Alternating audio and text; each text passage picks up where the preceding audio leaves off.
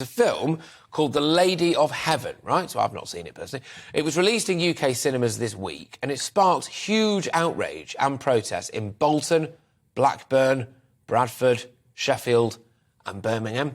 Yeah, absolutely. The film depicts the life of one of the daughters of the Prophet Muhammad and was announced as the first film ever made that would show the Prophet's face.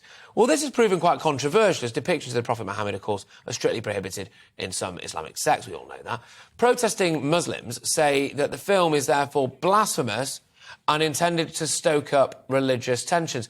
That's interesting, isn't it, really? Because the religious tensions that I can see there seem to be stoked by the chap standing outside of Cineworld waving banners that seem pretty hateful as far as I can see. But anyway, the film has already been banned in Iran, Pakistan and Egypt, with the UK cinema chain Cineworld also cancelling now all of these showings in Britain. Meanwhile, of course, pressure mounts on View cinemas to follow suit, with fresh protests erupting in London this morning. So, yes, indeed. I'm sure a lot of you will have seen the footage on Twitter, online and everywhere, really, of essentially, I suppose, how would you describe it, really? Loads of Muslim men, really, often in traditional garb and traditional Muslim dress, I suppose, outside with microphones and loudspeakers and this, that and the other, clearly very angry about this film. The Lady of Heaven's producer says that pulling out the film goes against British values.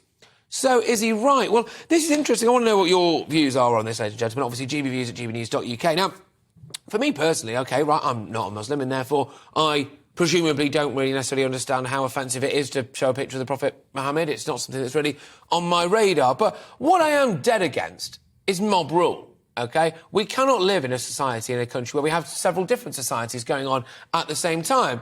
And why is it that some people, can't just be offended and move on? Why can't people maybe get over that? Why does it have to be things like these massive, massive protests? And it's not just this, is it?